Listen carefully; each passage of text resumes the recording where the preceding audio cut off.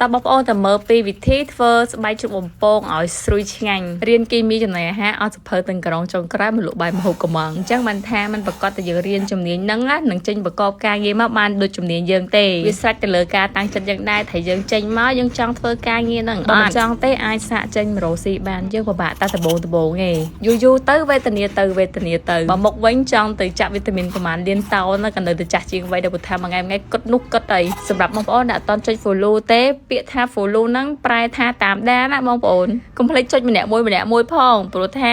ាខ្ញុំនឹងមានកាដូចែកជូនដល់ Top Fan នៅខែក្រោយតោះឥឡូវយើងទៅមើលពីវិធីធ្វើស្បែកជ្រូកបំពងតាមបែបបច្ចេកទេសប្រកាសជាមានបងប្អូនគិតថាគ្រាន់ស្បែកជ្រូកបំពងណាកូនក្មេងក៏អាចធ្វើបានដែរបិទភ្នែកធ្វើត្រូវទេបងប្អូនអ្នកណាគេក៏ចេះធ្វើដែរប៉ុន្តែយើងត្រូវយល់ឲ្យច្បាស់ថាស្បែកជ្រូកនឹងធ្វើយ៉ាងម៉េចបានវាបំពងទៅស្រួយល្អនិងទុកបានយូរសុភាសិតមួយគេនិយាយថាស៊ូឲ្យសាច់តែមិនបង្ហាញប្រៃវាមិនខុសអីពីយើងចេះធ្វើតែយើងមិនយល់ពីដើមហេតុបើសិនជាយើងយល់ដឹងពីមូលហេតុនិងដំណើរដើមតងច្បាស់លាស់ថាស្បែកជ្រូកបំពងយើងចាំបំពងអីផ្សេងក៏យើងអាចធ្វើបានដែរដាំទឹកឲ្យពុះបង់អំបិលមួយស្លាបព្រាខ្ចីម្ដុំធំនិងស្លឹកតាពី3ស្លឹករំដេងហើយនឹងអំបិលកាត់ជាឆ្អាបចំណែកស្លឹកតែវាជំនួយឲ្យក្លិនស្បែកជ្រូករបស់យើងបានឈ្ងុយល្អដាក់ស្ងោរចោលឲ្យស្បែកជ្រូករបស់យើងឆ្អិនសិនថ្ងៃនេះខ្ញុំបំពងស្បែកជ្រូកក្លុកជាមួយខ្ទឹមសសម្រាប់បងប្អូនដែលចង់ចេះធ្វើខ្ទឹមបំពងកុំឲ្យល្វីងមើលវីដេអូនេះទៅ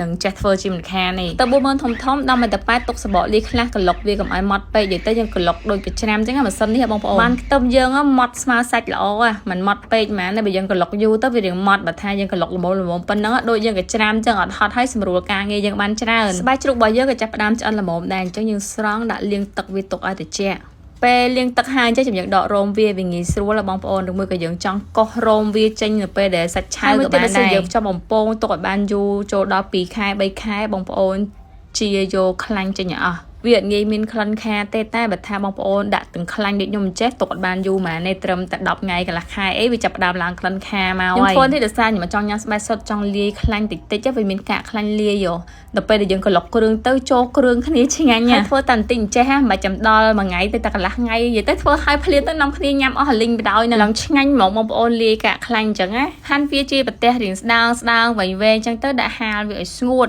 និយាយទៅតាមថ្ងៃរបស់យើងបើសិនជាថ្ងៃក្តៅខ្លាំងហាចូល2ថ្ងៃតែបើថាថ្ងៃមិនសូវក្តៅទេ3ថ្ងៃ4ថ្ងៃតាមហ្នឹងបងប្អូនហាលបានកាន់តែស្ងួតបំពងមកបានកាន់តែពងល្អបើសិនយើងហាលវាសូវស្ងួតទៅពេលបំពងទៅផ្ទុះហើយវាអត់សូវបានពងខ្លាំងវាពងរៀងញឹកទូចទេបងប្អូនបន្តមកយើងបំពងខ្ទឹមមុនសិនដើម្បីឲ្យខ្លាញ់យើងវាមានក្លិនខ្ទឹមនៅក្នុងហ្នឹងទៅវាឈ្ងុយយកផ្ទះរៀងក្រាស់ចាក់ខ្លាញ់ក្តៅសិនបន្តមកចាំយើងដាក់ខ្ទឹមចូលប្រើភ្លើងរំល្មមបងប្អូនប្រើភ្លើងខ្លាំងទេបានខ្ទឹមរបស់យើងវាស្រួយខ្លាំងហើយអត់ឡើងល្វីងទេហើយយើងអាសាកូរវាផងកូរទៅកូរមកចឹងរហូតទៅអ្នកមើលតពណ៌ប៉ុណ្ណឹងឆាប់ស្រង់ចេញមកភ្លាមឬមួយក៏ពណ៌នៅសជាងនឹងតិចក៏បានដែរបងប្អូនពណ៌ប៉ុណ្ណឹងខ្ទឹមរបស់យើងអត់ល្វីងទេវាស្រួយស្រាប់ហើយក្លិនឡងឈ្ងុយល្អមែនតើដាក់ស្រស់អស់ខ្លាញ់មកលើសិនទៅបន្តមកទីចាប់ដើមបំពងស្បែកជ្រូកយើងវិញម្ដងយើងយកខ្លាញ់ដដែលហ្នឹងណាដាក់មកល្មមទៅបានដែរព្រោះថាពេលដែលវារីកមកពេញខ្ទះហ្នឹងសម្រាប់ភ្លើងដែលយើងបំពងស្បែកជ្រូកនេះបើសិនបងប្អូនចង់ឲ្យវារីកកាឡាមករបៀបថាគ្រាប់ពងវានោះធំល្អប្រើភ្លើងរំបានហើយយើងប្រើពេលរៀងយូរប៉ុន្តែស្បែកជ្រូករបស់យើងវាពងមកអស់នេះប៉ុណ្ណឹងឲ្យពងធំណាបងប្អូនតែបើយើងប្រើភ្លើងក្តៅរៀងខ្លាំងពេលដាក់ស្បែកជ្រូកចូលទៅវាអត់សូវបានពងខ្លាំងចឹងទេវាពងរៀងទូចញឹកហើយអត់សូវស្រួយល្អដូចអានេះទេបងប្អូនវារៀងស្បែកជ្រូកនឹងបន្តិចយើងដាក់ស្រស់ខ្លាញ់អស់ស្ងួតថេងមិនយើងចាក់វាចូលគ្នាគ្រឿងមីចូលពីកញ្ចប់គ្រឿងមីនេះបងប្អូនចង់ដាក់ក្លិនអីក៏បានដែរឬមួយក៏ដាក់ម្សៅស៊ុបមាន់ខ្ញុំដាក់ម្សៅមីនិងគ្រឿងក្លុករសជាតិឈីសលាយចូលគ្នាក្លិន BBQ និងក្លិនឈីសនឹងចូលគ្នាឈ្ងុយណាចាក់ស្ករសចូលប្រហែលជាមួយស្លាបព្រាបាយកន្លះមកក្លុកវាចូលគ្នាមកក្លិនឡងឈ្ងុយល្អមែនតែនហើយបើបានយកស្ករសនឹងទៅក្លុកឲ្យម៉ត់ទៀតបងប្អូនកាន់តែជាប់ជាមួយស្បែកជ្រូកនោះល្អខ្លាំងណាស់ពណ៌ក្រហមស្អាតហើយក្លិនឈ្ងុយប្លែកហ្មងញ៉ាំមកសឹងតែមិនដឹងថាស្បែកជ្រូកផង